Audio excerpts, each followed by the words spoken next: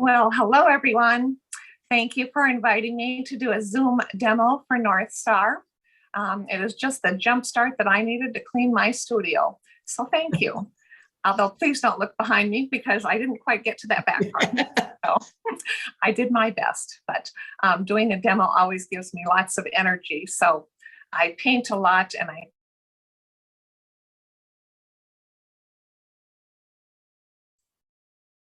Sorry, Lisa, I muted you by accident.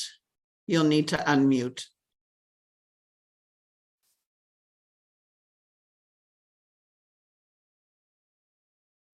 Okay, is that good? Yes. All right. So I'll just start by giving a little history about myself. About 30 years ago, I started painting in watercolor.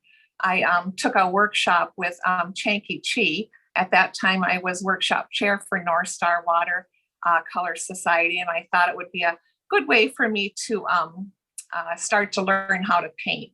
And after studying with many people through the years, such as Frank Webb and Chanky Chi, Tony Couch, Skip Lawrence, I noticed there was a very similarity among the people they had studied with, which were Edgar Whitney. He's a wonderful artist. He lives on the East Coast, and he has a great book, The Complete Guide to Watercolor Painting. And so I learned a lot from those people. Edgar Whitney always had wonderful quotes. He was sort of a character, and he always said to invite the viewer into the picture and entertain everywhere. Another quote is, failure is a function of success. Without failure, it is not possible to measure gain. And then I think we all have to remember that. I've had two mentors in my life, and I've been very blessed to study with them through the years. The first being Lana Grow. I began studying with her, I believe it was 2009. And she gave me the foundation and techniques on which to build my paintings.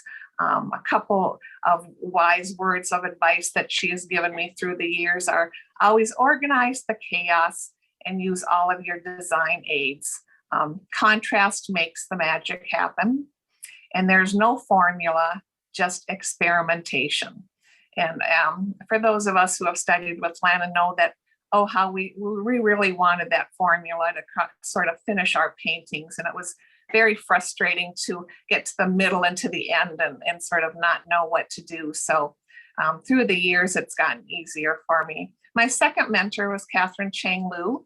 I began studying with her in 2012, and she's given me the thought process as to why and how I build paintings. Her advice to me was, paintings are expressions of your life experiences. Get your signature in your work by incorporating something from your life journey. And I'll expand upon that a little bit more when I get into the demo, from the acrylic to the and collage. So I just also wanted to clarify, paintings are sort of divided into three groups: realism, abstraction, and non-objective. A lot of times people confuse abstraction with a non-objective painting. Abstraction, of course, we know is something that's sort of pulled from reality and abstracted.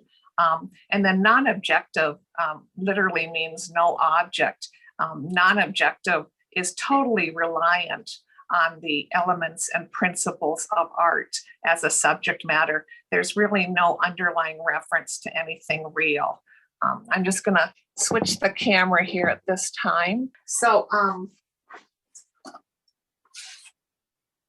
like I said, a piece of non-objective artwork is just totally reliant on the elements and the principles of art. And I know we've all gone over them several times, but I just want to mention it once again. The elements are what we use to create the art: line, shape, color, value, form, texture, space.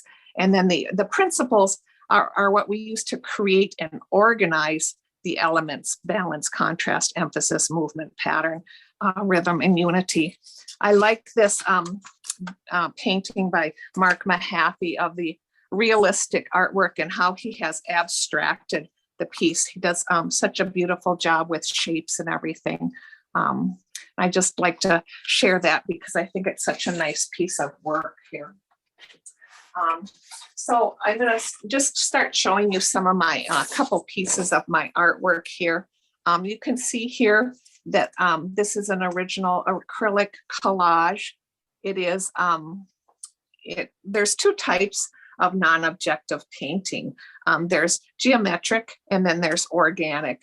The geometric is, of course, well, we can look here and see that the geometric shapes, we all know what they are: the square, the triangle, the circle, and then more the organic shapes, shapes that are found in nature, shapes that we create. In my work, I use, or my personality and structure of my work is geometric, and that sort of overwhelms, I think, the organic, and the color is sort of my emotional support. I use structure to produce grids, or the curvier linear to produce organic. And I think these are sort of my bookends. So the organic in this paintings would be the curved lines here. And you can very well see the more geometric lines here. This one here, you can see more of the grid composition, having a little bit more of a dominance of the vertical a little bit.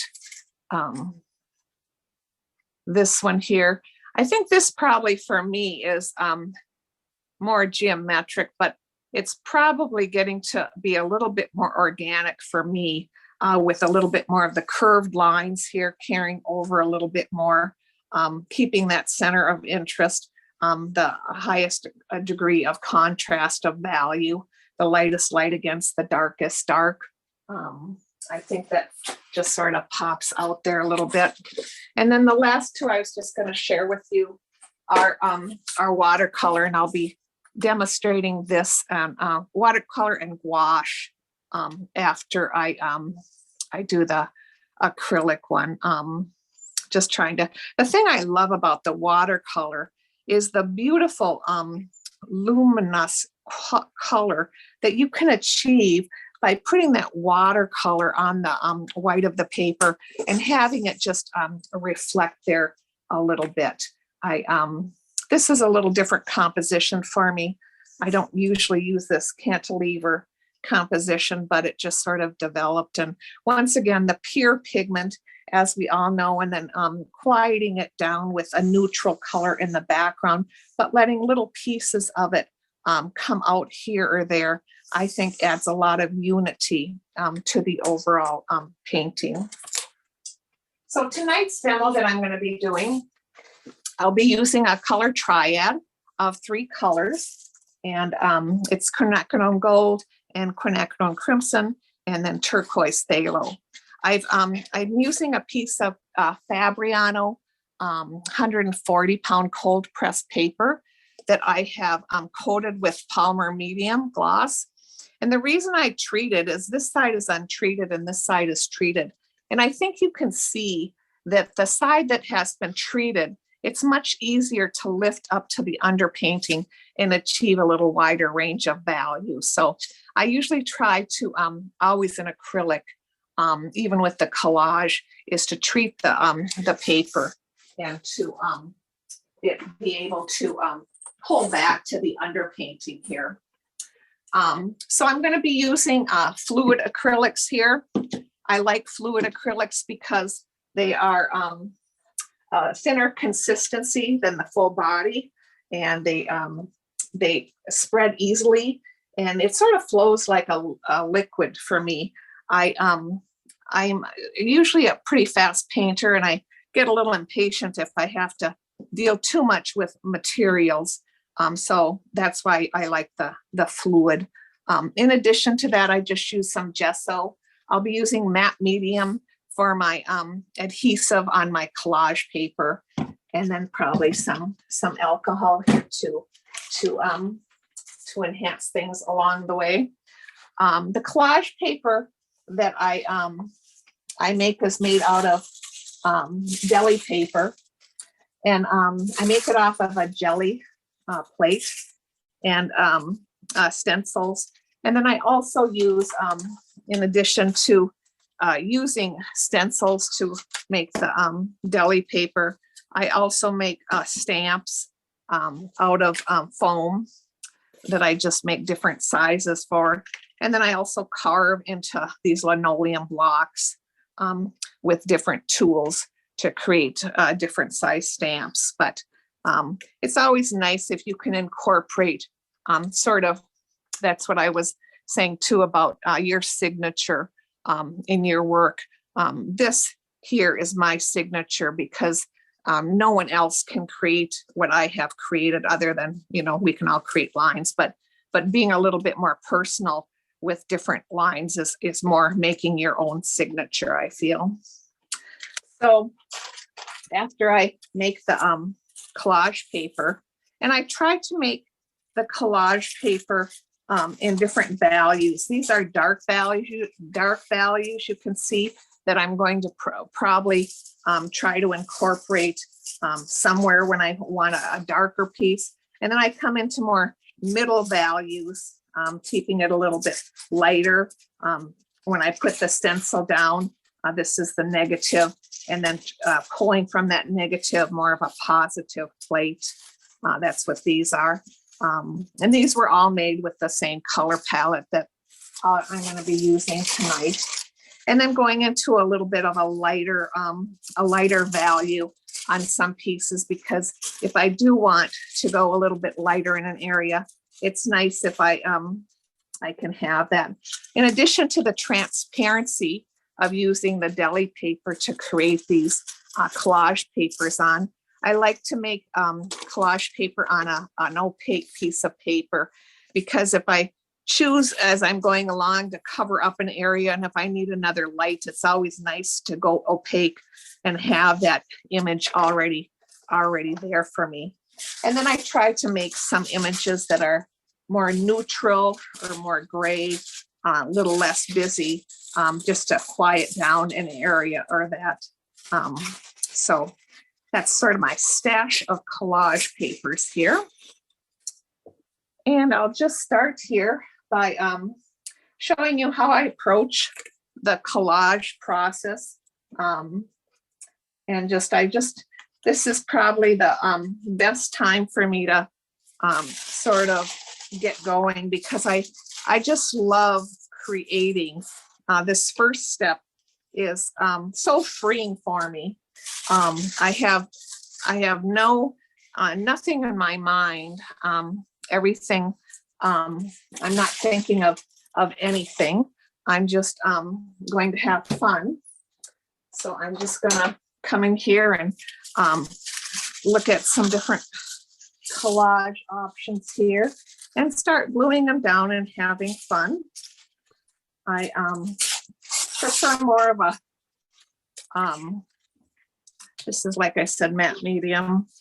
Just gonna start to put some down here, coat the paper. And I'm not really giving any thought to anything. The collage paper that I've picked out, I like because of the colors. Colors is a little bit stimulating thing for me. So I'm just gonna come in there, and then I'm gonna try to repeat this maybe in the, make sure you can see this on the screen here. All right, that's looking good. Feel free to shout or let me know if you can't see what's going on here. I'd say a little bit less about that. Just put that down. One thing I learned from Chinky Chi, have three shapes, have that Papa, Mama, and Baby shape. And I always hear that sort of going off in my brain. So I'm going to try to incorporate a little bit of that. Okay, enough said with that one. Let's move on. So at this time, I'm not thinking of any design. It's much too early to have that going on. I'm just having fun making, having fun with some shapes. That's pretty cool paper that I just put down, meaning the green and the blue. So I'm just going to come in a little bit with maybe cover up some of that a little bit. Trying to start to build a little bit of depth by saying a little bit less to some of these. So I just let them sort of manipulate the paint and the cut torn papers to sort of create some shapes. I do like this one here, so let's do something with this piece here. Who knows what, but we can always cover it up, but you know, we can't always bring it back. So let's just say maybe a little bit less about some of these here. So the bottom is already has quite a bit of the matte medium on it. I'm just coming back in with a little bit more of the with the top here. There we go.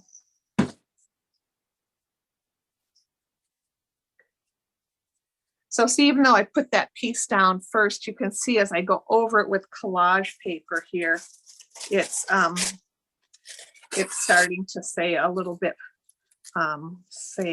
less here. Maybe connect this shape with this shape here. Let's see, where do we want this to go? Oh, I don't know. Maybe right here is a good place for it. Off a little bit of that area there. It's going to fold that over.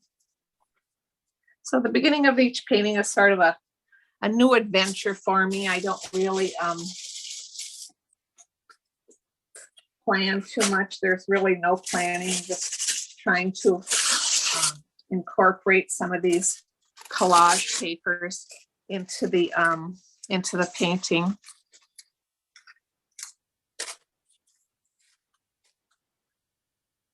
Throw in a little bit more there. Maybe connect this with that shape there. And there we go.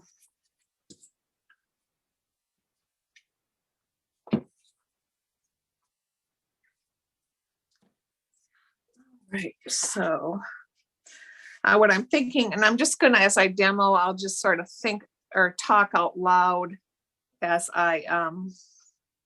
I proceed here to let you know what I'm sort of thinking. So I have quite a few organic shapes already incorporated. It might be nice to incorporate a little bit. Now that I've told you most of my paintings are geometric, I suppose I better get some geometrics in here. So let's see here. A little bit less about this, a little bit less about that. Lisa, yes. Lisa, what is the surface paper that you're applying the collage paper to? What is that? Fabriano 140-pound cold press. Oh, okay. Yep. Thank you. You're welcome. There we go. And just wrap that around there. And then maybe another little piece of it here. Carry over a little bit. Maybe a little bit there.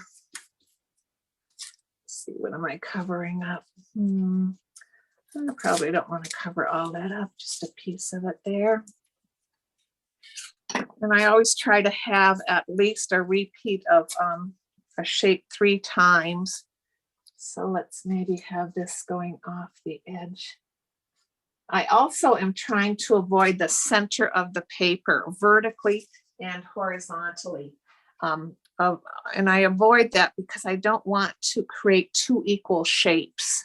So I try to be aware of that quite a bit. So I think I've had enough fun with the collage paper here. I'm just going to start to throw on some paint. The 3 paints that I'm using are transparent. I always like to start out with a transparent paint. Like I said, to let that beautiful white paper show through there. being a little careful with the turquoise. It's a phthalo color, and as we know, those phthalo colors are pretty strong. So now I'm going to just come over here. And I don't care if the underpainting's still wet, because the matte medium won't hurt it. So now I'm just going to start with some Quin Gold, putting it down here, adding more water to make it a little lighter value in some areas, adding more pigment to make it a little darker values in other areas. Trying to have that color repeated here. A little bit more here, pure pigment. Have that coming off here. Going into a little bit of the magenta. So at this time, I'm sort of giving a little bit of thought to paintings read better if they have a warm or cool dominance to them. So I'm giving a little thought to that. The background is fairly cool. Let's add a touch of this turquoise here, carrying that down, going right up there. Lisa, we have a question from one of our members. Let me see if I can get to it here. Sure. Cal asked, do you spend hours doing the collage papers, or do you do it a bit every day? How do you build your supply of collage papers? We have collage days that we just have fun in the studio building collage paper. So it's always just a fun time to do it because the possibilities are endless. So, all right, going to throw a little alcohol on here to create a little texture here. Oh, a little, Lisa, a little. Sort of had a little bit of a party there, but I can always calm this down. For me, this is eye candy, collage, color, and texture. What more do we want as artists? I mean, really, it's just a party. So I'm going to start to try to embed a little bit of the collage pieces here. And what I mean by embed is so the person doesn't see right where they have been glued on. Maybe make some marks here or there. Repeating that mark. Oh, gotta be careful. The collage paper is still a little bit moist here, so I'll just be delicate here. There we go. Repeating that that shape. These marks become part sometimes of the background or the history. They may be there at the end or in the final piece, or they may not. So what I do basically with this first step is just really create chaos, and then I can sort of from that chaos sort of see where I want to go with it. A little doggy's collage paper is a little damp. This is just a wedge because I said that this painting or the paper is coated. You can see how easily it is to lift up to the original painting there. There we go.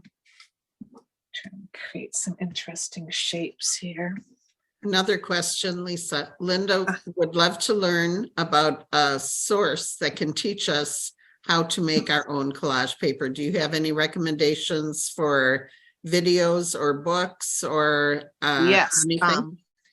Yes, this what is that book? Jane, what is her name?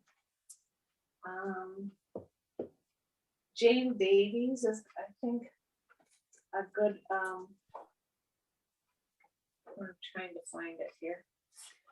Anyway, I think her name is Jane Davies. I can't find my book right now, but she has a wonderful book out there. And then there's other books just on jelly plate printing, mixed media for mono printing without a press. Just gives you tons of information. And the nice thing about it is you can make it as complex as you want. I mean, you know, you can, like this particular one probably has 4 times that I printed over it. And I think when you print over a piece of paper that many times, it just adds some nice depth, gives a little definition if I ever want just a piece of it here or there. So, but I'll try to find that book as we go along here. Okay. So right now, as you can see, I created chaos, which is always fun. It's always just so freeing. I'm not really concerned with the design aspect. What I am more concerned with at this time is the relationship between shape and pattern. And I'm trying to create some nice big shapes because it's those big shapes that I think sort of have us hang on a little bit. That pink is awfully strong, so I'm just gonna knock it down. And if I mix these 3 primaries, they make a nice gray for me. So I'm gonna just try to come in and have a light gray here going on. So I'm gonna start to knock this down a little bit, start to embed this collage paper a little bit by just coming over it. Since we have so much cool, I guess I'm trying to push it a little bit warmer. So I have a color there and I have a repeat of it here. And now I want a repeat of it somewhere else up here. Maybe up here a little bit. Oh, I have to be careful. I already have it in the corner. So let's not go in the corner again there. Whoops. Gotta knock that phthalo blue down. It's just a little strong. There we go. There we go. All right. That's helped. A repeat of color, repeat of that Quin Gold. So I think at this time, the first step is done. I think I have enough chaos to work with. Ay, ay, ay. So then if I were doing this in my studio, I would sort of let this dry before I go on, but we're just gonna push our way through here and see what happens. Because it's really hard to prepare a demo piece ahead of time and then continue on it because you never have the same challenges that you would have. So, well, this is drawing. I think I'll talk to you about the next step, which is some of my aids that I use here. I can find them here. Let's see. Lisa, before you do that, another question. When you were applying the paint, were you still thinking of the 3 different size shapes like you were, or was that just at the beginning? Just with the collage paper, am I thinking of the Papa Mama baby? Yeah. So at this time, I'm just going to move this aside here, and I'm going to talk to you about some of my compositional formats that I sometimes use for non-objective painting here. I don't know if you can see it, it's small. I should have printed it larger. But the cruciform, you can certainly see the cruciform design. These are just some formats that help pull a painting together, give the painting some structure. Directional orientation, this one's vertical. Also, I've done several paintings that are more horizontal, a bridging orientation. I have some of these larger, maybe that would help if I printed or show you some of these a little bit larger here. So this is the bridging one here. And this is the directional flow one here.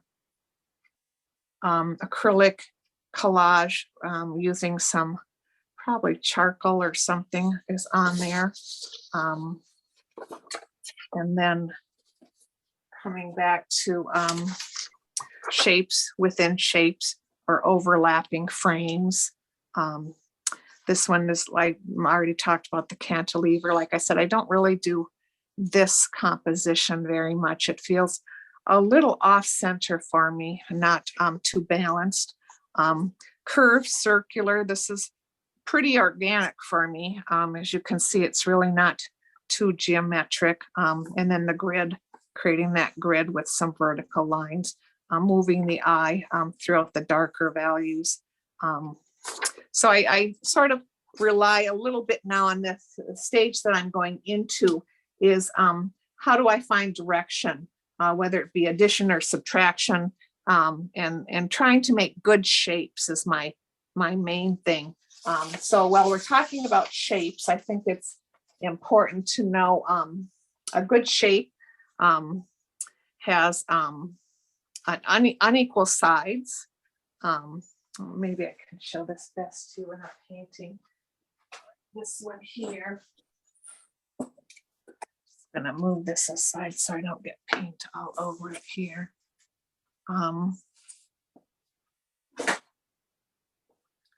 So a good shape has unequal sides. You don't want it to be all the same shape. I like some of it in this collage paper. You can see I can cover up some of it with some gesso, making some of it push back, having a little bit more stronger areas in some of the other areas here. Trying to find my notes here on shapes. Let's see. Well, we'll cross that bridge when we come to it, I guess. I know Tony Couch used to always say, we are shape makers, we're entertainers, and we're symbol collectors. A good shape should consist of an irregular and an unpredictable edge, which is very true. The other important thing about shapes are edges. We want a variation of a hard versus a soft edge, trying to, a lost edge. Let me find a good lost edge here. Sort of right in here. Good lost edge gives you air. It moves you from one shape into the shape on the outside, where a hard edge gives you structure. And I think in a painting, you need both. You need lost edges and you need hard edges. You need linkage with edges and shapes. So you sort of start needing to think about your dominance. Is it warm or cool? And sort of give a little thought process as to where that center of interest is going to be. Okie dokie, let's move on.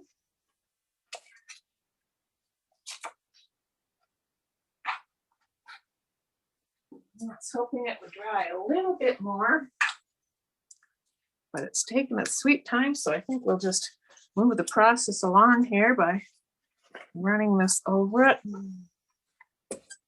and moving along. After all, we have another demo to do, people. All right, there we go. Okay, now it's dry enough. So at this time, I usually start rotating the paper to see what I have, what I want to keep, making sure that collage paper is adhered, doesn't have air bubbles in it by just pushing that down, making sure it's all flat. It's looking good.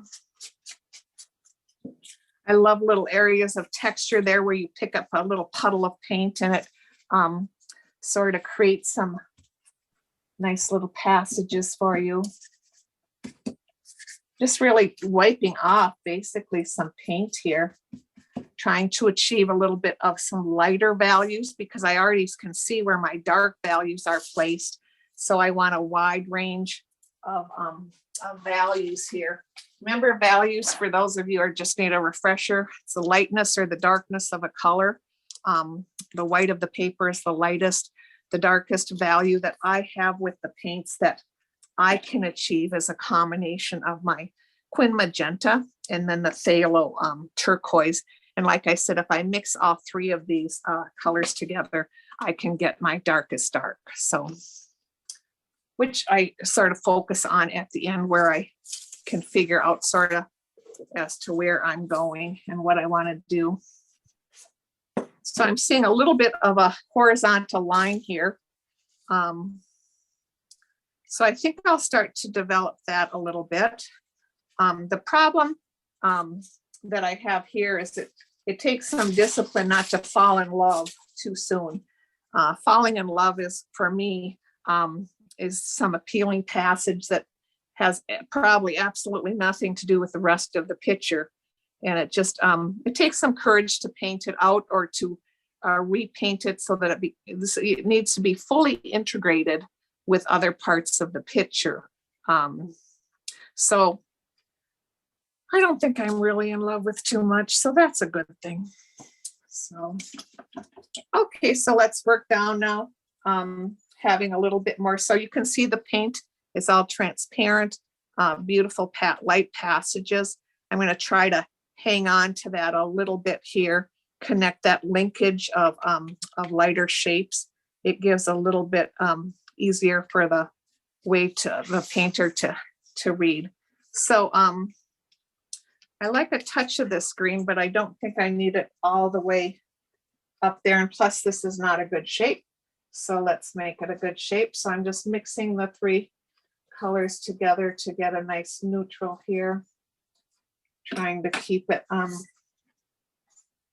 that's not a neutral. A little bit more that blue there. There we go. Maybe carry up the stripes a little bit by not enough pigment, too transparent. Let's just add more paint then.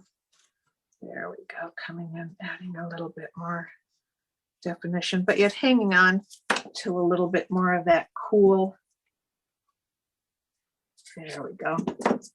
Carrying it down here a little bit, maybe interlocking it with this shape here.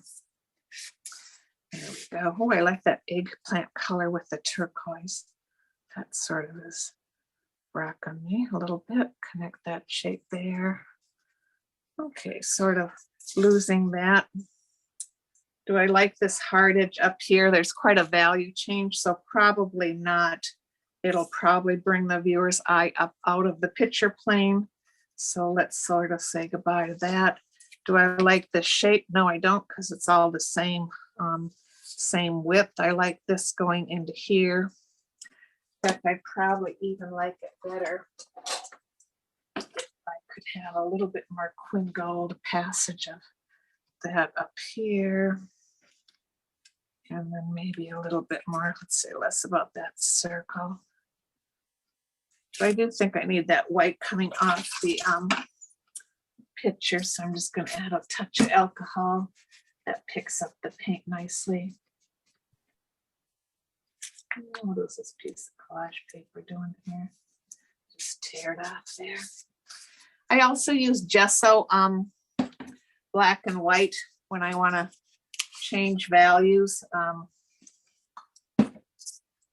So I'm just going to start to go in with a little gesso here. Oops, not too much pigment on the brush there. So I just sort of start to go around the painting, giving myself a little bit more of that, maybe carrying this line off out through the picture plane there, saying a little bit less about this shape. Interesting shapes. Don't want to make those the same width there. Connect that shape with this shape here a little bit. Have it a little bit of a passage coming out to connect it there. So I'm sort of happy with the top. I want to repeat what I've done here. Maybe here, repeat of this coming down here. And then having it fade away into this passage here. Seems to work a little bit. Connect that with this. Shapes float unless I can connect them somehow. I want to vary these negative shapes, and I want to make sure my positive shapes are not all the same. same size, because the same size shapes are boring shapes. We want interesting shapes. There we go. Coming down there. This pink is still a little too high intensity. Gonna glaze over it a little bit, because chances are I'm not going to want you to look down into this area here. Trying to think if I want to carry these stripes over or not. Maybe not. Let's just leave that for now. Let's continue this shape over here. A little bit here, carrying this. I'm seeing a little bit of a vertical line develop here. So that's what I'm going with, a little darker value here. Trying to continue this, this line a little bit here. A little bit there, and then have it meet up with this line here. All right, sort of embedding that collage paper. Might have to go with a little black gesso here to start seeing a little bit less about the transparency issue. There we go, a little bit more of that. Mixing the three colors. But because the three colors are transparent, I know in order for me to go opaque, I have to go either with gesso to knock that down. Sort of trying to lose the edge of that. I like this edge. It's a rather interesting edge, and it's this is not a great shape, but it does help anchor this shape in here. So I think for now I'm going to sort of leave that. I'm going to darken this here a little bit more. Coming across there, sort of. So now I'm sort of thinking, okay, I have a lot going on with this collage paper. I probably want to sort of start to say a little bit less about some of it and not have the viewer see all of it. I like this coming down here. Let's have that shape there and there. A little bit of a soft edge. I should probably give a little thought to the center of interest here. Lightest light against darkest dark. Let's just rotate this here again. I do like the vertical that I see going on here too. I got a lot of verticals and horizontals going on here, don't I?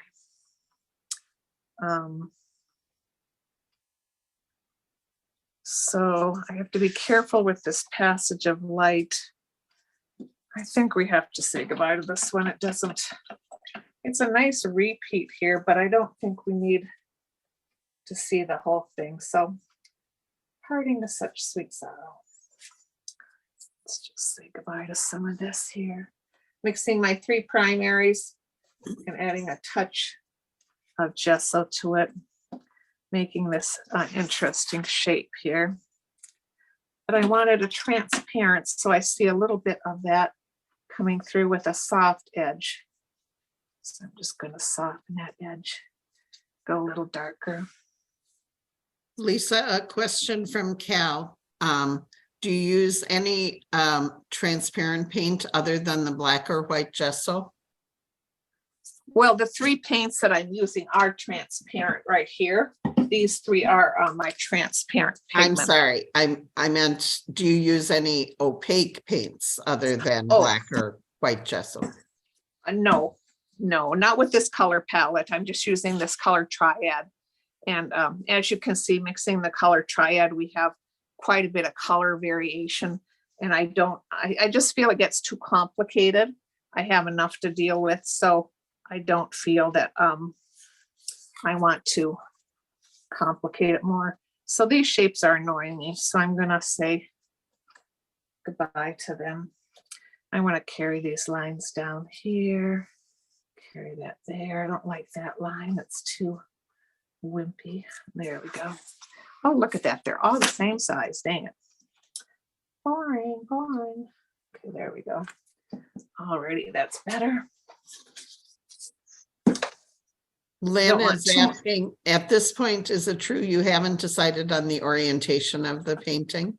Correct. Okay. Feel free to jump in, Lana. I'm gonna just soften this edge. I don't want much activity going on in any corner of my painting. So I guess it would be a good time to, I don't know, I sort of like that horizontal. I think we're just gonna carry this horizontal right across here. What does it matter? Coming down here, going there, a little bit there. Oopsie. And then maybe having that anchor this piece here. That might work out a little better. Okay, so now we have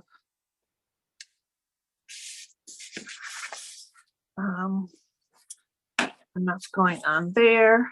Let's move these out of the way here. And okay, it's orientation time. We have to come and decide what we are doing. And do I And have Lisa, we're at the halfway point. So think about how much time you'll need for your other piece and you decide when you want to move on. Okay, thank you for that reminder. I appreciate it. Mhm. I do like to have a working mat that I sort of set on it, and then I can rotate. That's a no. And it just has to speak to me. I don't know if it doesn't speak to me. It's like you got to keep playing with it because well,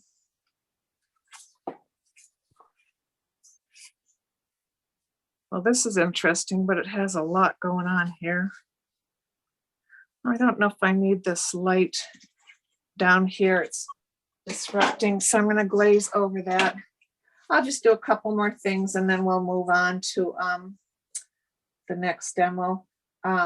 It's very hard to sort of finish these, but I will send a picture of it and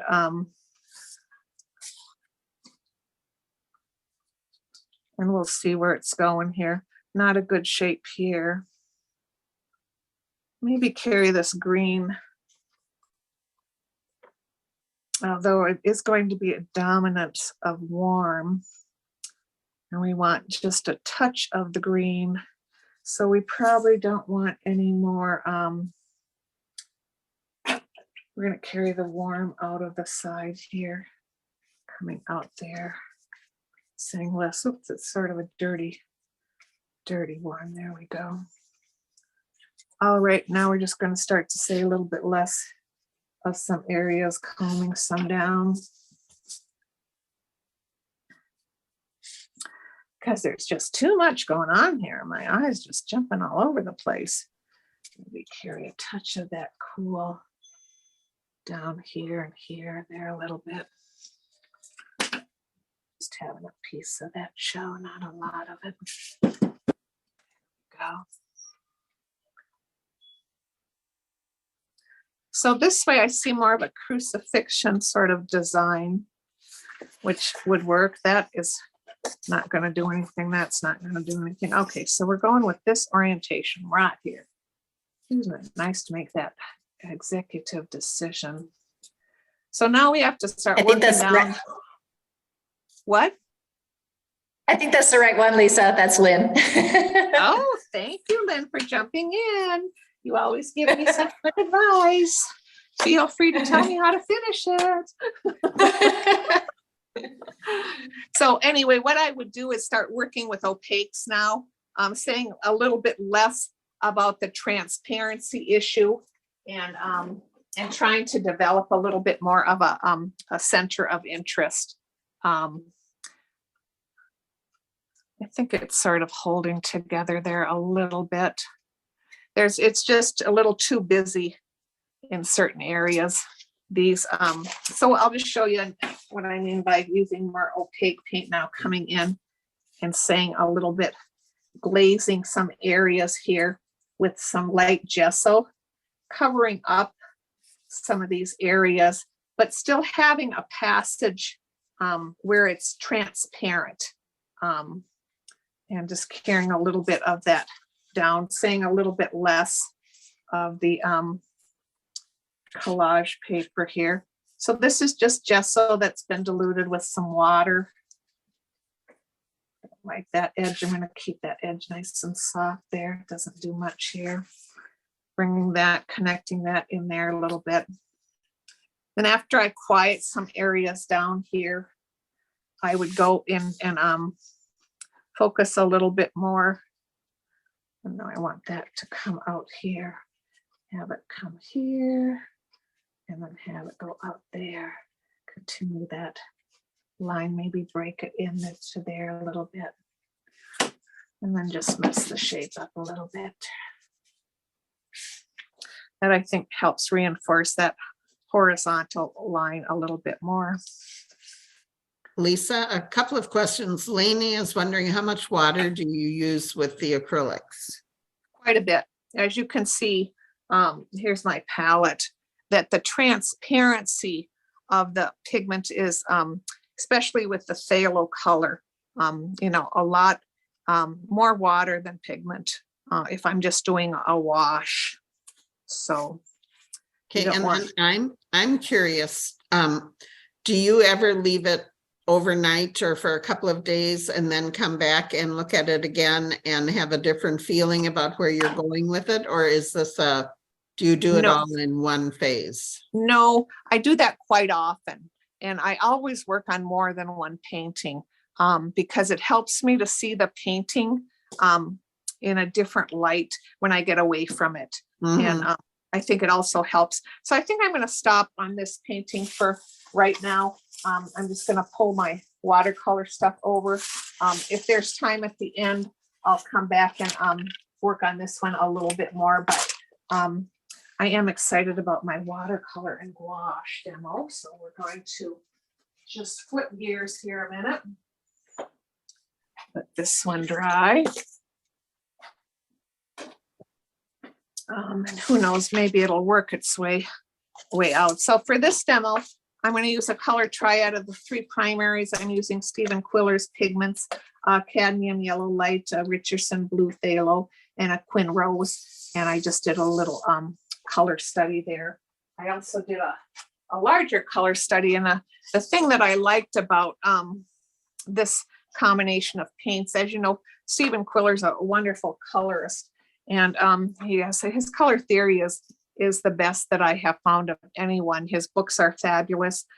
He knows his true complements, that when you mix these 3 colors together, look at the beautiful range of neutrals that you can achieve here. And I just really fell in love with this color palette. So that's what we're going to play with now. Just going to move this other one out of the way here and change my water here. So when I start transfer my watercolor one, what I do is I sort of I doodle a lot, and I've always doodled. Let's see, can you see that okay? Yes, that's good.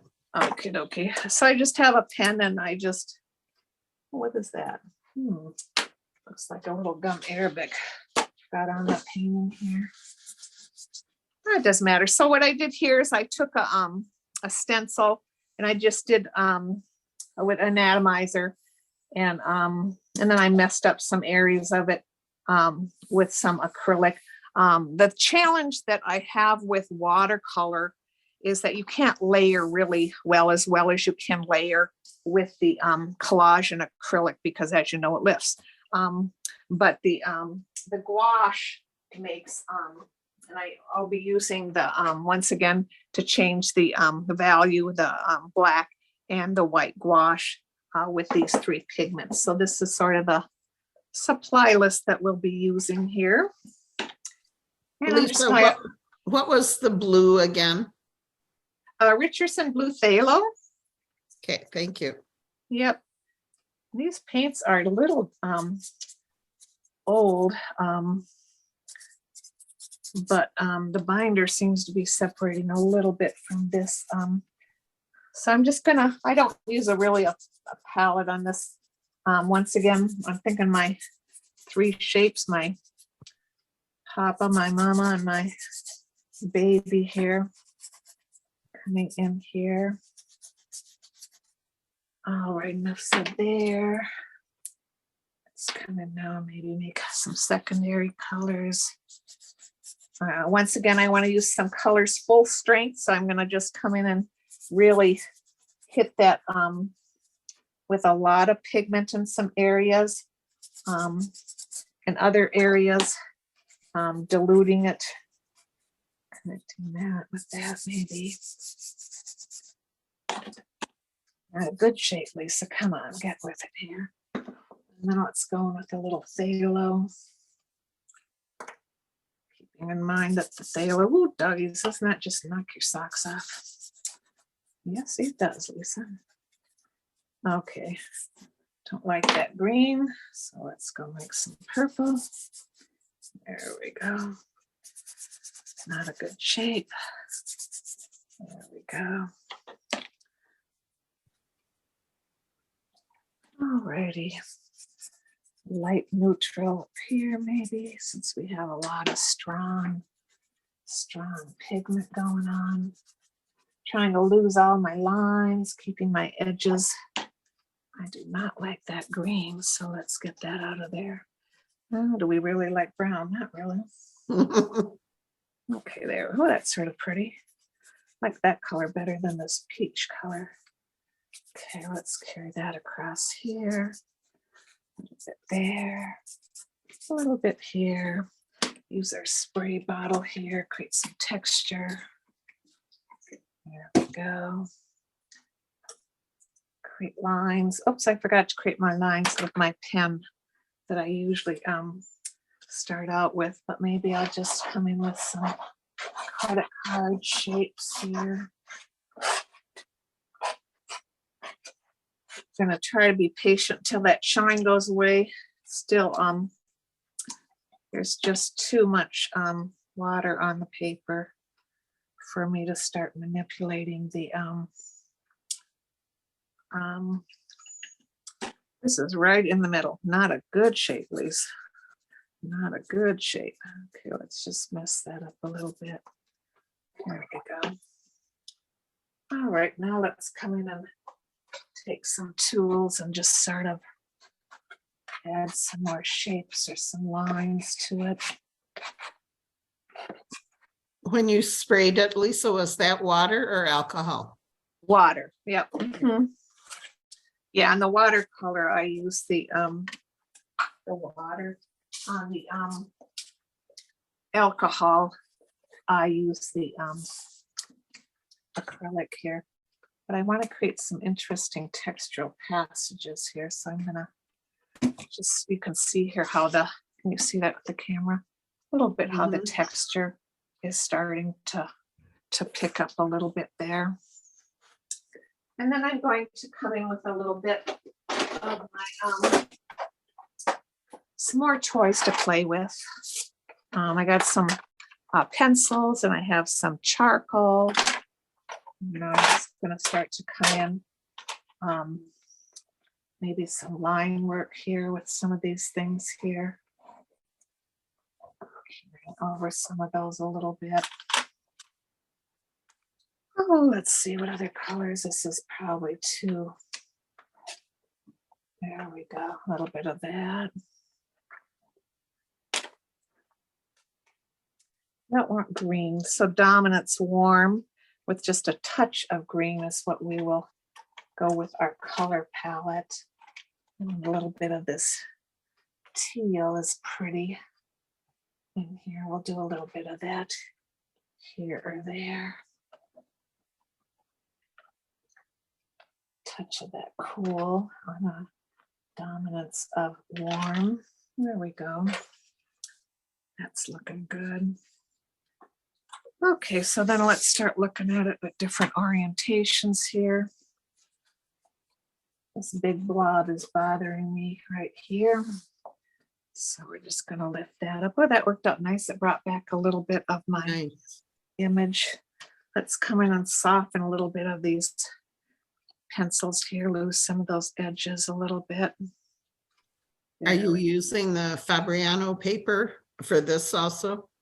I usually am, but I grabbed a, what is this? This is a fluid watercolor block, 140 pound cold press, something I just had laying around. So, Okay, but yeah, I usually do paint.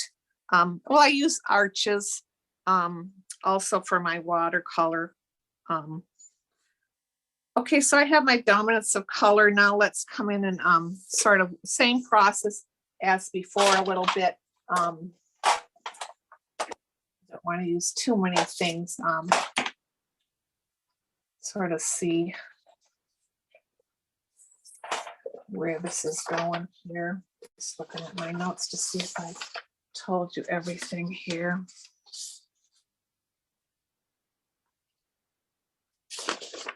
I told you enough information.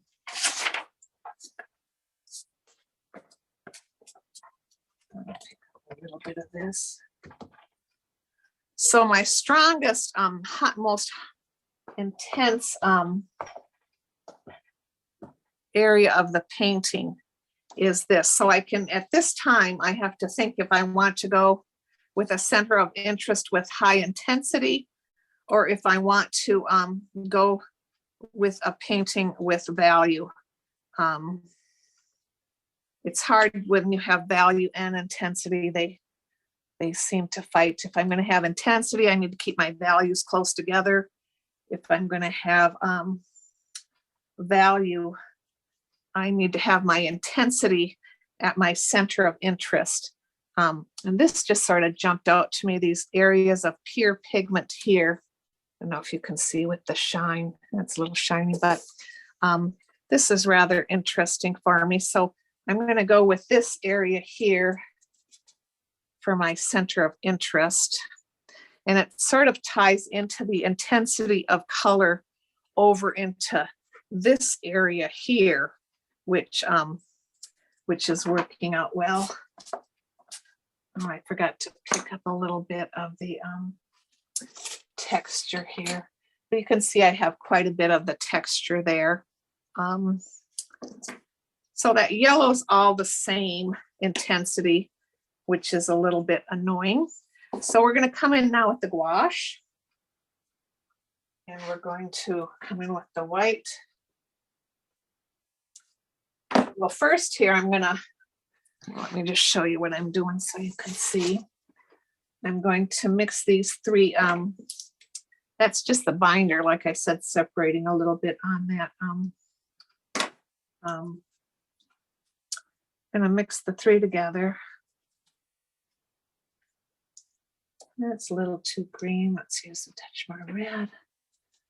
There we go. do you ever use a hair dryer to speed up the drying, or do you naturally dry? Nope, hair dryers work all the time in my classes, but Okay. I just, so this is a nice, now we're going opaque. So we have our transparent all out here. So now we have a dark opaque, and then I'm going to start to pull out a little bit. Probably don't need to go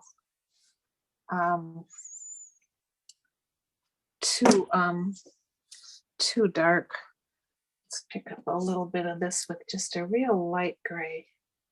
And then we'll just start, I'm going to start applying it with a brayer. So we're going dominance of warm. So I probably want this gray, a warm gray. There we go. Oof, isn't that pretty? Dying. Okay. Let's just start taking our brayer here and pulling that down. Okay, so I have two different, some opaque colors going now versus the transparent here. And what I'm going to start to do is say a little bit less about some of these yellows. I don't like how this shape is right in the middle, and I'm always conscious of are the two sides the same. No, they're not. So I guess that shape could get by, but you never want your shapes to be the same width, creating boom, boom, boom, a pattern of it.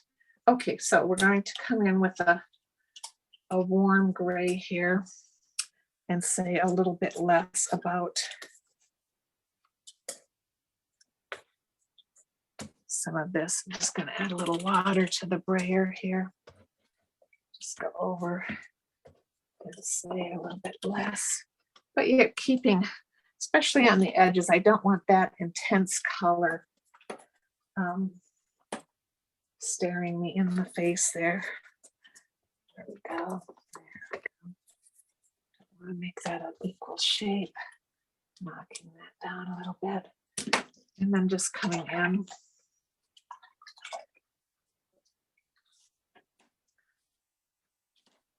Flat paintbrush. Just a second, I gotta grab a flat here.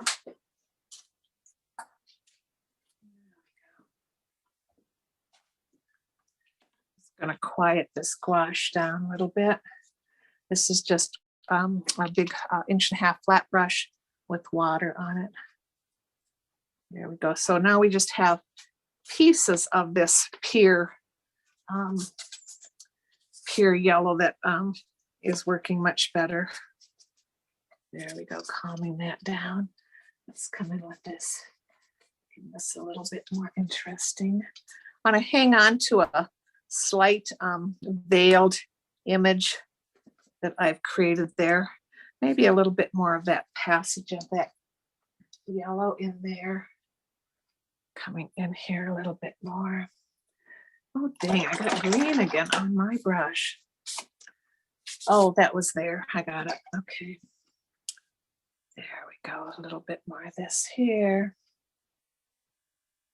Okay. Enough said. Let's lose those edges. There we go. Carry that down there a little bit more. Let's see. Now let's get that working mat out and look at this.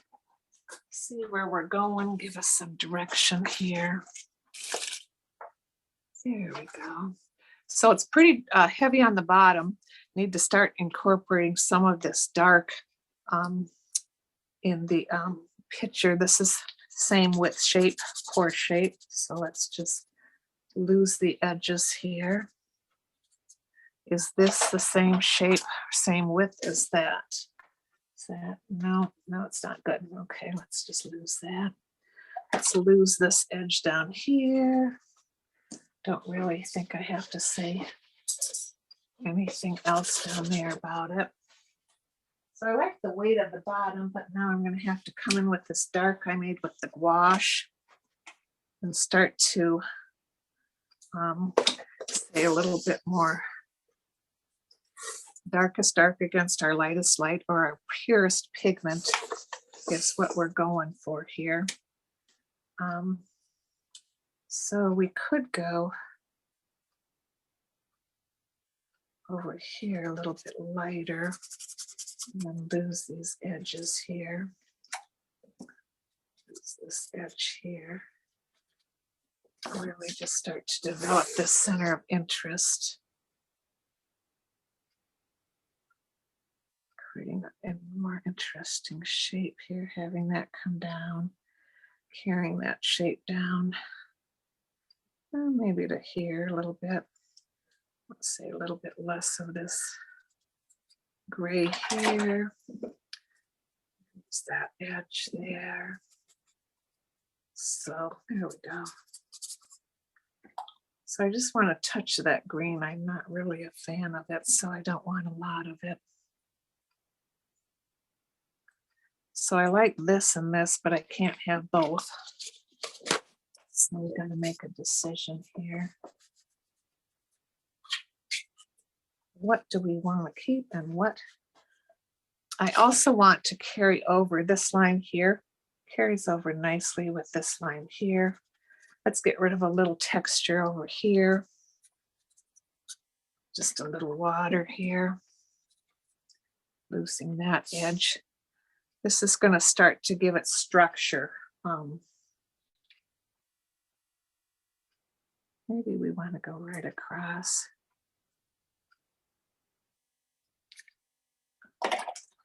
No, I like that shape, so we're going to keep that together.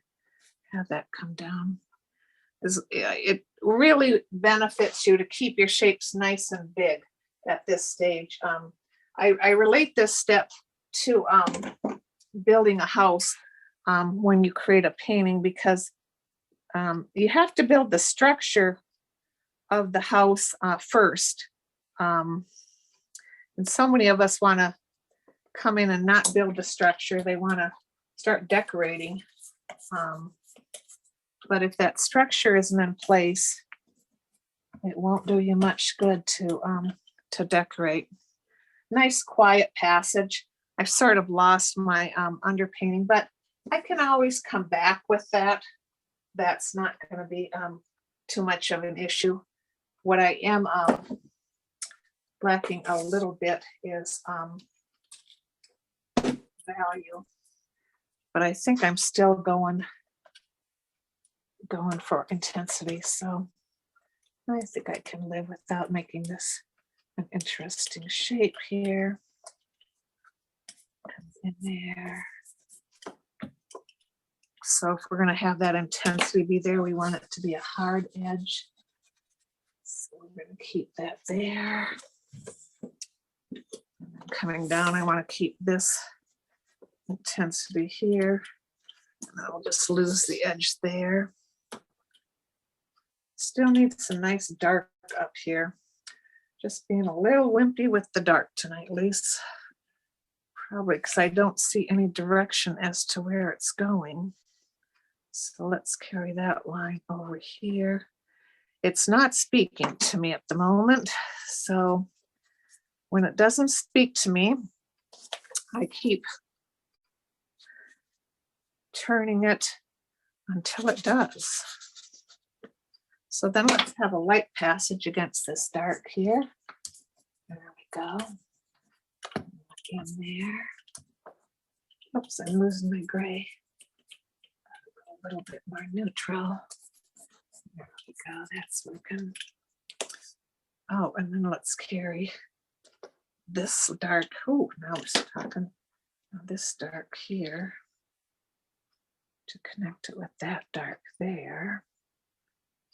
And then just lose this edge a little bit here. All right, let's smooth this a little bit more here. Don't like that green. It's an ugly color green. Let's get rid of that. In fact, the green is going to go. We'll add a cool color at the end there, the center of interest. Core shape, equal size. Let's lose the edges. Okay, so maybe make this dark then. A question from Peggy. She's wondering why you use a square format. I like it. How's that? I don't always. I use a lot of rectangles too. I just feel a contemporary painting works well with the square format, and it also I thought would fit my screen nicely tonight. This is a 16 by 16, and I just thought it would be easier for you to come in and see it. So that's why I went with that. But a lot of my paintings are not square. Just like that green again. Although that green against that red complement is sort of speaking to me a little bit. Maybe we should just follow through with a little bit of that. Complementary colors against an intense color would play very nicely together. Oh, doggies, now we're lighting up the world, aren't we? There we go, a little bit there. Is this a pour shape? Well, sort of. So if it's a pour shape, you don't want to say too much about it. Lose the edge. If you want me to look at it and keep it, but I don't. If you don't want me to say too much about it, I'll just say, okay, so now we're gonna carry over that line from that shape there, carry that in there. So I'm starting to see a little structure going on here with the painting, which is always a good thing. Gotta work on my shapes a little bit better.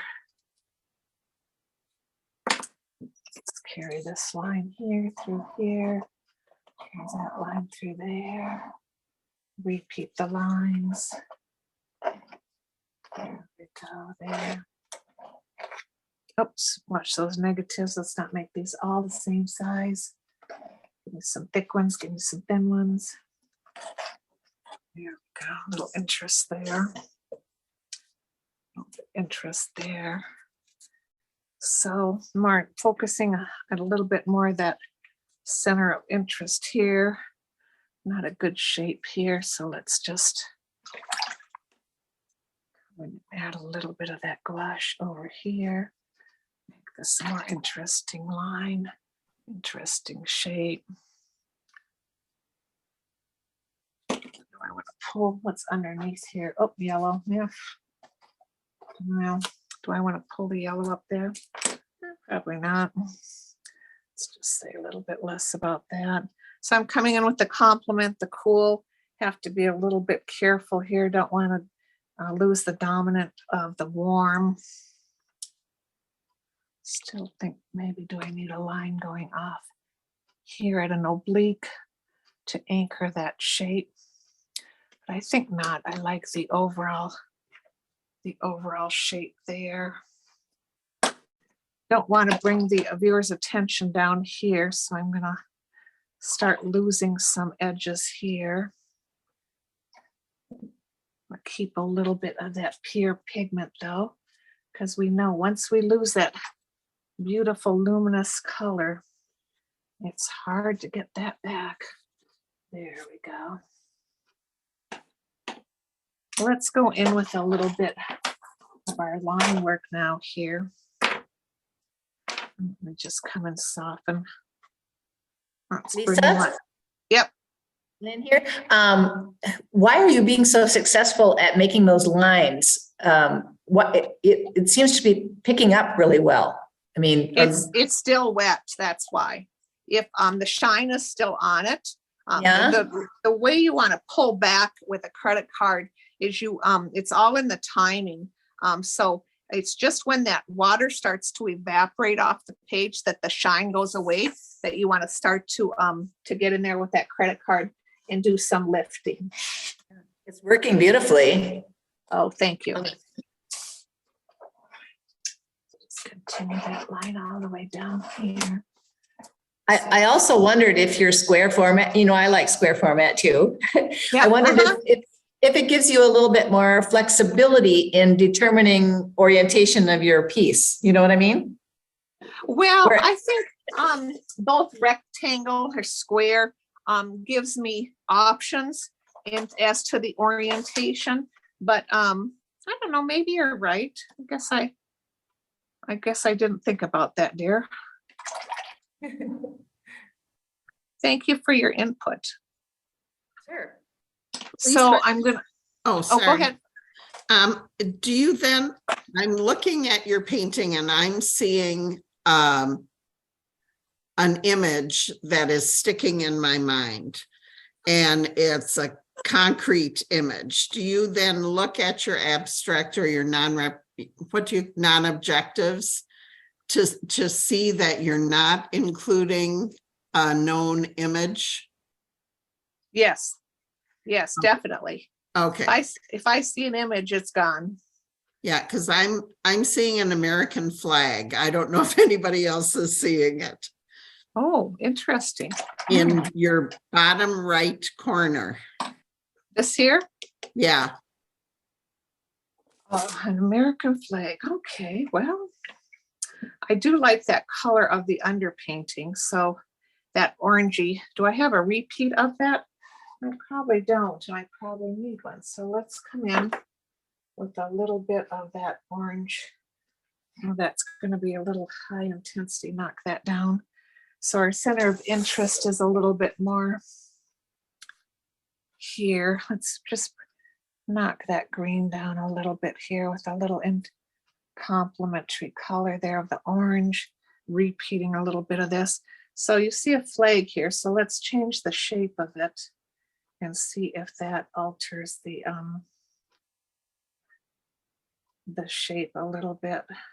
And I imagine that would be something if you, step away for a day or so and come back and look at it. I think you would maybe Probably. notice things when you're not so intensely working on it. I think you're right, my dear. So I have these two oblique lines now going the same direction. That's not good. So maybe we're going to do a different orientation here. Oh boy. No, it's not doing much to me. Well, that's pretty boring. Boring shapes. Interesting shape, good shape, or bad shape here. So let's just add a little bit more of this. Maybe coming in with some circles. Maybe that's what we'll do here. Break up some of those shapes a little bit more. Maybe have a shape going over a shape here. Just trying to mimic a little bit repeat of it. Let's get my dang little busy. So this way isn't too bad of an orientation here.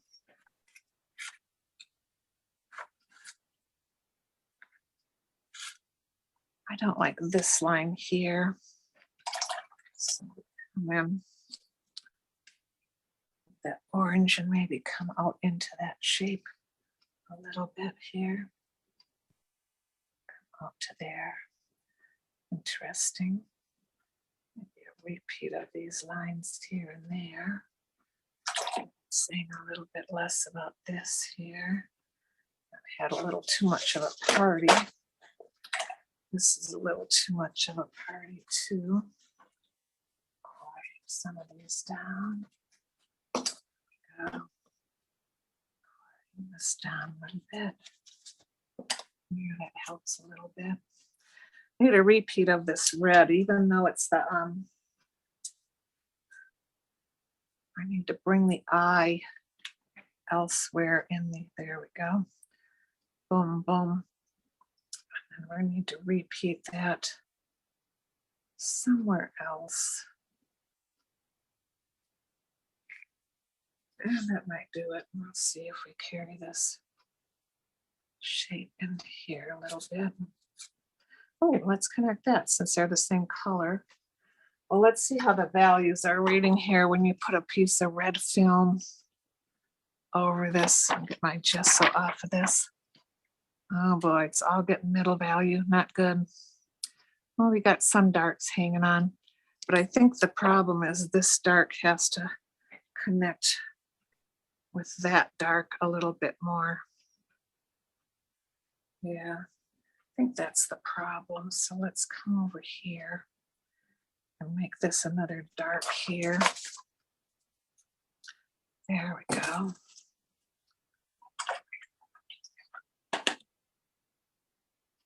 Is it Well, specifically red cellophane that you use, or would any color work?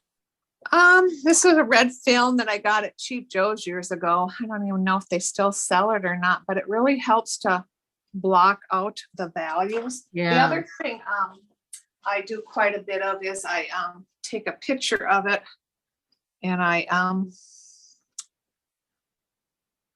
convert it. Let's see here. Convert that to a mono image, and I can see sort of how my values are hanging together, and you can see the black and white there.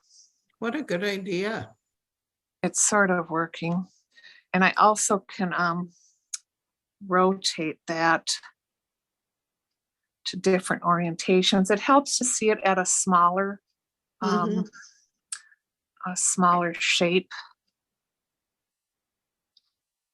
That's sort of interesting. Is that how it is? Yeah, By George, it is. Well, I guess that just tells you that that's the orientation there. Intensity of color.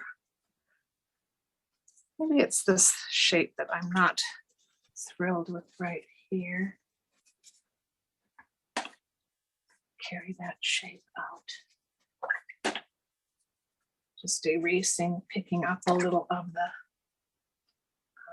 pigment there. More of this pure red here. Whoa, doggies. That'll teach me to squirt it out on the paper, won't it? Oh boy, we're gonna have a party here. Well, so much for pure pigment. We got it. It sort of carries up there.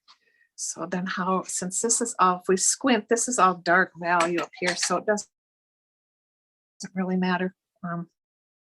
There we go. So then I ask myself, do I like the shape better? And I do. So it was worth taking that little risk and going in there a little bit more. Still feel I need a repeat of this red. Just a touch of it there. Boom, boom, boom, boom. Now this shape, same width. Look at that. Not a good shape. So let's take that orange and make it a more interesting shape. More interesting. There we go. And we don't want hard edges. Pull that viewer out of the picture plane, so we're just going to lose those edges. Creating nice soft edges, maybe breaking that up a little bit. There we go. Much better shape there. Good shape. I think I'm going to carry that gray all the way over here. Don't want both these corners the same. Okay. Need a little bit more of the white gouache. Here with a little. There we go. Making this a nice big shape on the top here. Interesting shape, Lisa. Interesting shape. Sort of picking up a little bit. I want that little texture. I like where I did the spray bottle. There we go. Coming down there. All right. That worked. So I have a horizontal. This line's too hard. Coming in here. There we go.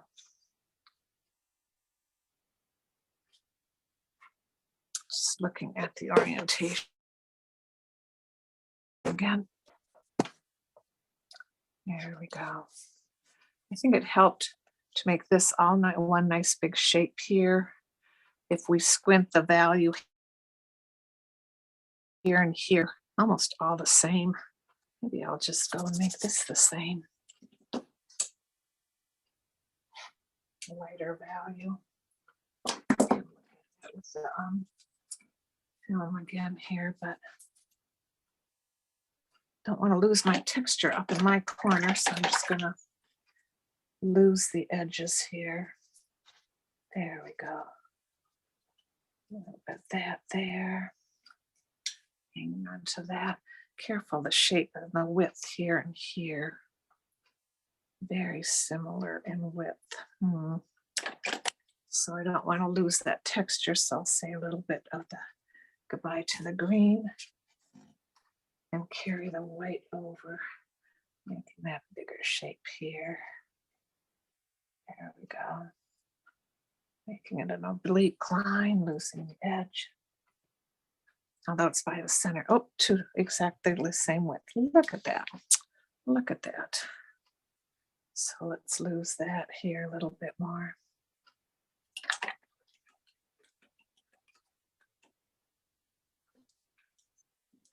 Well, this might be a time to say we need to rest and get back from it and study it and look at it from afar.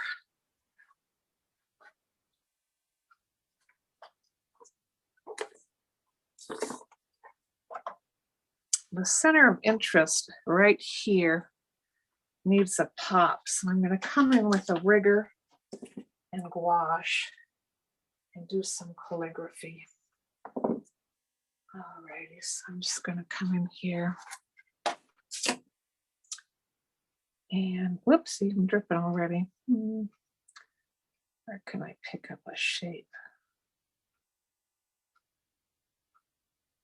Just do some calligraphy here.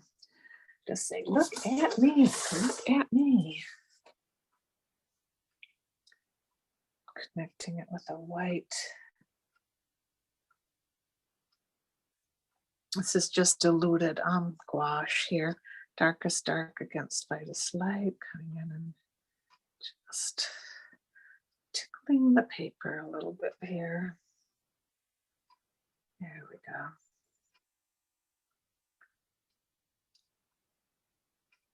Okay, quit time.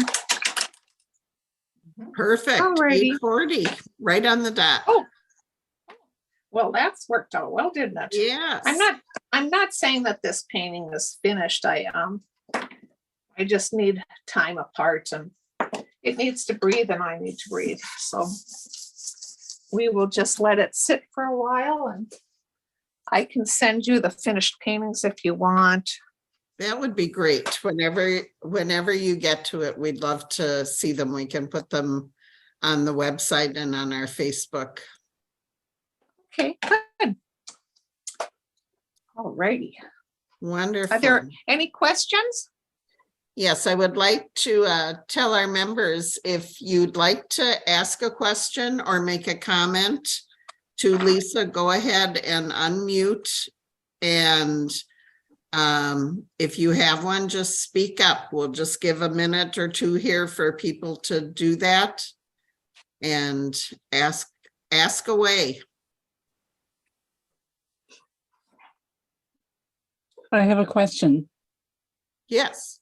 Where do you purchase the deli paper? Where did I get that? I bought it so long ago. I bought a case. Amazon, I think. Okay, I just looked it up and it was available on Amazon. So okay. There we So go. a restaurant supply would not carry it? And you want, make sure when you buy the deli paper, you don't get the wax. This is unwaxed deli Oh, paper. sure. And that's why it's a little porous. Sure. So Okay. you want it unwaxed. What size Very is that? important. Is that about an 8 by 12 10? 12 by 12, I think it is. Well, 12 by let me 12? just- Okay. Yeah. Thank you, Lisa. You're welcome. Just double check here. Yep, 12 by 12.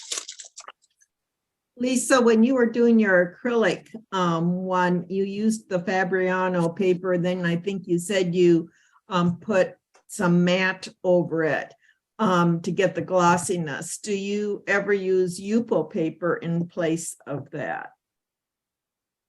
I do, but Yupo, is so slippery and so slick. The only reason I like Yupo paper is for bringing back the whites.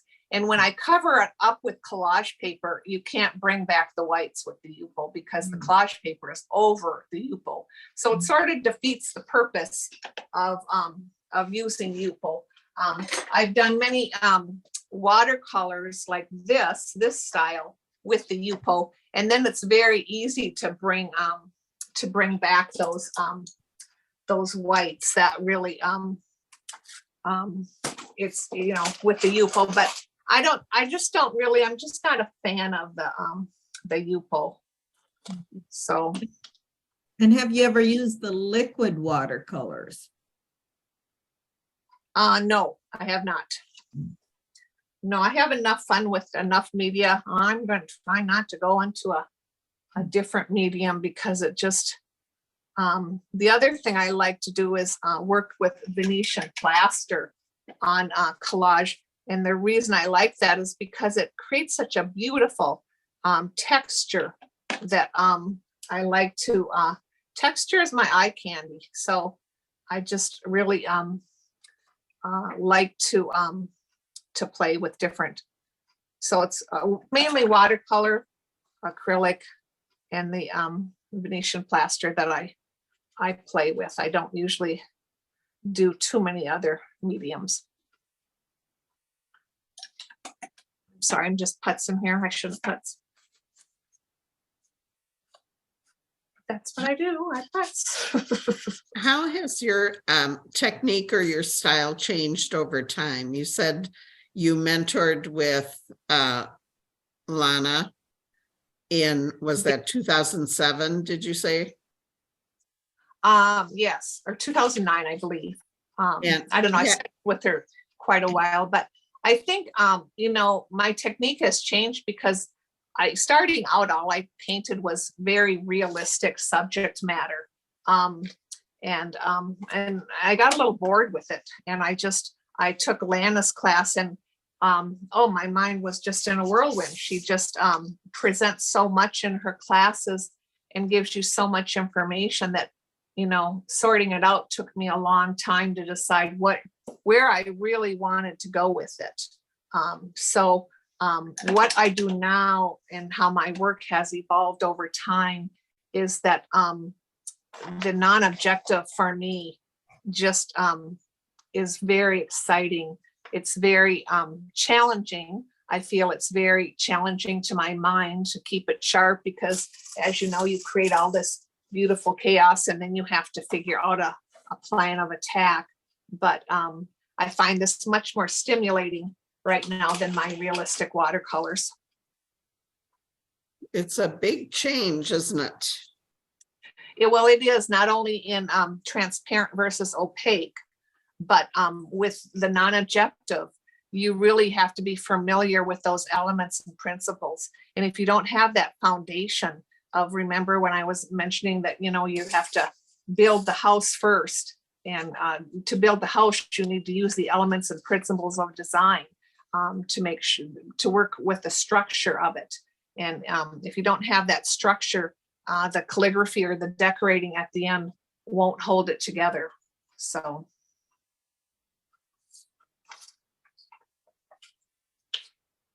Lisa, I was just going to compliment you on taking such a brave approach to non-objective paintings. And also I've gotten to watch you over the years paint, and it was really fun to just hear all your thoughts as you took each stroke. So thank you. Mm-hmm. Oh, you're very welcome. Well, I Very hope it was helpful. Very well, good. helpful. Great. In your bio, you said that the abstract style painting that you do helps you process your thoughts and feelings. And I mean, is that something then that you can reflect on that painting and use it to understand something about yourself? Definitely. During COVID, as we all know, it was a trying time for all of us, but my studio was my strength and my lifesaver. I would come downstairs and paint, and I always paint to music. And I think a lot of times my mood and my music, if I'm listening to the same type of music that my mood is, my painting conveys that very easily. A lot of times people will look at paintings and say, oh, what a happy painting. And I thought, well, that was a good day. Yes, I did have some happy music on and I was just having a good time. So I do feel that, you know, the two work hand in hand. I've always thought there's an element of therapy involved in painting, that it does help us process those things that are on our mind. Definitely, definitely. Any other questions for Lisa? I just wanted to say hi to her and thank you. Lisa, your style has changed a lot. Oh, yes, it has. I think 30 years ago when I started painting, I was painting florals and watercolor and enjoying it. And then I went into landscapes. And so I do feel I have really progressed. And I feel that most artists that, you know, as we paint, we need to progress. we can't sort of stay in kindergarten the whole time. We need to move on and sort of, experiment with different mediums. And I think it's just very exciting. And one thing I don't think I mentioned, I was going to tell you about more getting more signature in your work. And I feel, you do that with symbolism, stamps, color. I think color is a very personal way to get signature in your work, especially if you repeat it in different paintings. So I think it's helpful. Oh, I also forgot I was going to tell you this cute little story. I was up north painting with Lana, and we were in a critique group and having a critique one night, and most of the people there painted realistically. I believe it was probably just me and Lana, and I put my painting up for a critique, and it wasn't a very good critique, which happens to us all, and I came back and Lana leans over to me and she says, "Don't give pearls to the pigs." And I said, "Why is she talking about pigs at a time like this?" And then I paused and I thought, oh, well, don't give pearls to the pigs.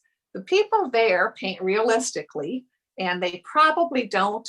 They have a misconception about non-objective art that is simply, the random haphazard application of paint that, doesn't have much direction or reference. And I think some people just need to be introduced to more what it is. And once they find out that it has a little bit more to do with the elements and the principles, and it's sort of like putting a great big puzzle together for me. It just, it's a challenge, and I love the challenge. I want to always feel that I am one step better than the painting. I know sometimes that painting thinks it has the upper hand, but as we all do, I know we have moments when we probably all think that the painting is saying a little bit more than we want it to say. So I say to myself, I am in control of this painting, and this will work. So it's just always a little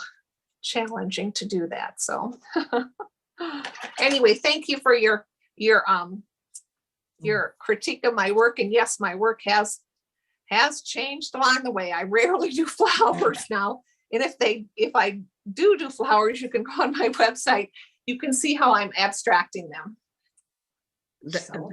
Judy has a question similar to that. She says, have you ever thought of mixing the two styles together? Yes, I have. And I should have brought a sample of one. Like I said, you can check out my website and you can sort of see the where I am getting further away from reality and sort of getting a little bit more closer to being non-objective. Lisa, I'm curious, where do you, on this current painting you have showing, where do you consider your center of interest to be? Well, I was going for hue, which the purest pigment is right over here. And then that green is not doing it though. So when I study it, if I feel that these two aren't working, then I'll probably look for an area that I like, that has nice definition and nice color. But the original thing that attracted me was the pure hue of that red. But I don't know, now that I look at it, it's a little weak. So it might have to be revamped a little bit. Is that what you're thinking? You won't hurt my feelings. I was just curious because when I saw various possibilities of center of interest,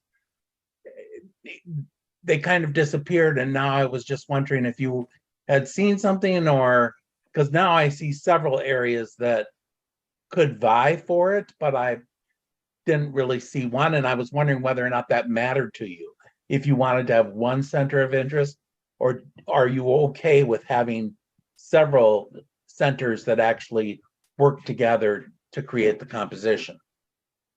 I want one center of interest with a secondary and third carryover. So even though I was trying to develop this area with strong pure pigment, over here is still pure pigment. That luminous pure pigment is what's going to pull our eye, I think, around and create unity in the painting piece. So you know, I'll live with it, like I said, for a while, and it may have to be changed, but it's good to have options. Like you said, don't fall in love with it too quickly. Right. You can't do that. That's just asking for yourself to get beat up. So. All right, so we'll see. Does anyone else have a question? Otherwise, we'll say our thanks. This is Lainey? Lainey. I have a question. I mean, it seems like when you're painting this, you know, this non-objective, that you could just keep going forever, because I think you can just keep changing it quite for a long time. So how do you actually feel when it's finished? I feel it's finished when I look at a piece like this and I say to myself, is there anything else that I want to do with it? Is there anything I don't like? I think the pure pigment in this particular piece with the harder edges is working, is effective. I think the composition I'm happy with. If I say to myself, would I frame that and hang that in my house? That's usually my first critique of, well, I think we're there. If I have any hesitation or I see a shape that I don't like, that's when I know a painting is not finished, and I'll keep pushing my way through. I think, where was it? Stephen Quiller gave this wonderful advice. Knowing how to finish a painting comes through the passion and efforts of pushing through to the end with hundreds of paintings. It is better to complete a painting 5% too soon than to go 1% too far. Listen to the painting. Second, it's important to take risks. At a certain point in the process, most paintings I can stop and the painting will be safe and competent. But for me, this is not good enough. I may need to do something daring, an unexpected color, a shift to an opaque medium, or some jarring marks to stir the soul. Always take that risk. And that's one thing that I learned from Stephen Quiller that I always try to do. I have a whole pile of paintings that are okay, they're acceptable, but they're not great. And in order for me to push them and to really work at them, you know, it takes some time and effort. And I think it's always, that was very good advice for me to have him say that, knowing when to quit and knowing when to continue to push. I think you yourself, your soul will tell you that. I think it's harder with a non-objective though. Because there's always something that you can tinker with, but yeah. Well, I'd like everyone to unmute and let's give Lisa a round of applause and our thanks for a great demonstration. Great. It was fun, Lisa. Fun. Well, thank you so much. Appreciate it, everyone. Thank you, Lisa. Thank you. Thank you, everyone, Thank for you. joining Yeah, us. bye-bye. Good night. Good night.